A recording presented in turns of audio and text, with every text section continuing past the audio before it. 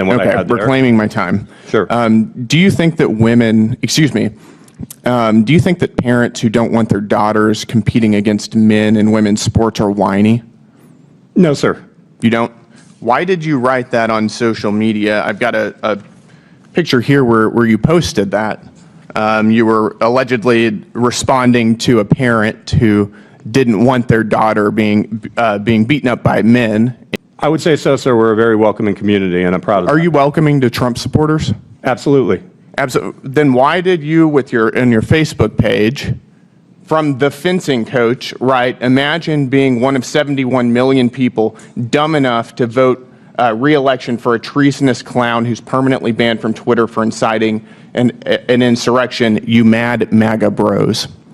In a hall of polished oak and restless air, Texas thunder spoke, firm, sharp, and bare.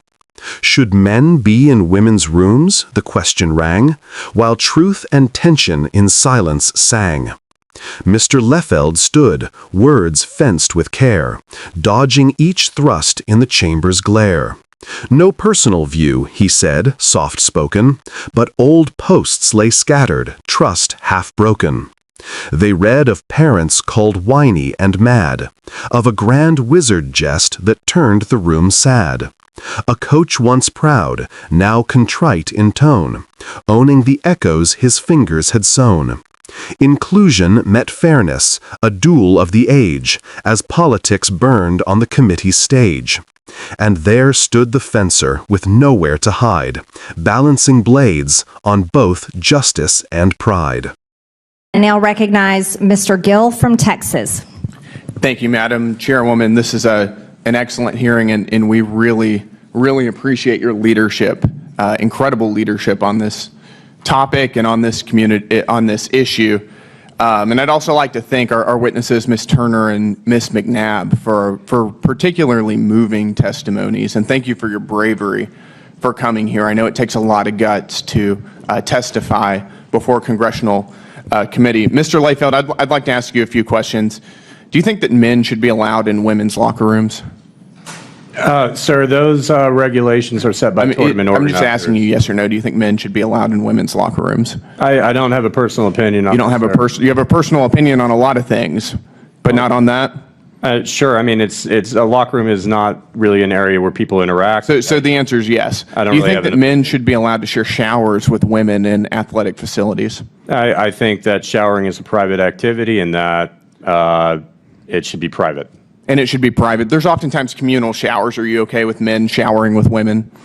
I don't have an opinion on that in the context of USA. You don't? So. Interesting. That's an astounding thing to not have an opinion on. I think most normal people have an opinion on that. Are you okay with women being at a disadvantage when competing against men in sports? Sir, mixed events happen all the time, and women are that's not my question. Are you okay with, let me ask it this way, are you okay with cis females being at a disadvantage? If their competitor, assuming that you're talking about it's a yes or no question, female, that they've met the requirements set forth in the policy. Why did you post on social media for the world to see? You were asked in an anonymous question, which you posted online, are you okay with cis females being at a disadvantage? You said yeah. Yeah, I believe it was Congressman Cloud that had asked me about that, sir, and I'm happy to address it again. That was a one-word answer to a more nuanced topic, and I feel like if I could take it back and expound a little bit more than what I had there. Reclaiming my time. Sure. Do you think that do you think that parents who don't want their daughters competing against men in women's sports are whiny? No, sir. You don't? Why did you write that on social media? I've got a picture here where you posted that. You were allegedly responding to a parent who didn't want their daughter being beaten up by men in sports competitions. You said, I'm not going to pull her from the sport and write a whiny email announcing my departure. Sir, Mr. Congressman Jack had asked me about that and want to be crystal clear that was an inappropriate message. Do you think that they're cowardly? Sir, no, I don't. I don't at all. And in fact, why did you write that on social media? I regret it, sir. I deleted it shortly after posting it. I certainly don't feel that way anymore. And given a lot of the messages that we receive, and even conversations that I've had Do you think with that Ms. parents Turner, who don't want their daughters competing against men in sports should be compared to the Ku Klux Klan? No, absolutely not. And I And why acknowledge did you that I do said that? that in the message, sir. Why And did you do that? That was inappropriate. That was inappropriate? Yes, sir. Yeah, you're right. That isn't inappropriate. I'd like to read what you wrote and what you posted on social media. Sure. Responding allegedly to a lady who had these concerns. The only wizard that's going to dig you out of the myopic hole you've put yourself and your family in is one of the, quote, grand wizard variety. Inappropriate, sir. And I acknowledge that I said it, and I will commit to never making a message like that again. That was in response to a parent, according to you on social media, who had a problem with this. Was this a real email that you were responding to? It was a real email, sir. I did not respond to it and hit This send was a back. real email. Did an actual parent write this, or did you write this email? It was written by an actual person claiming to be a parent. They were not a member of our... Were you that actual person? No, sir. You were I was not that actual person, but you staged this whole interaction. The response, sir, was not real, and I regret that. Okay. You think inclusivity presumably is a big part of the fencing community, is that right? I would say so, sir. We're a very welcoming community, and I'm proud of that. Are you welcoming to Trump supporters? Absolutely.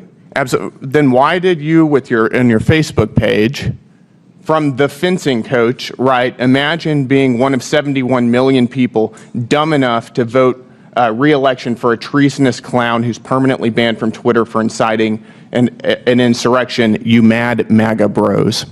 I acknowledge that I stated that in my personal capacity, sir. However, as chair, I have That to was from acknowledge the sir, fencing coach. I have to acknowledge that 77 million people voted for him in re-election.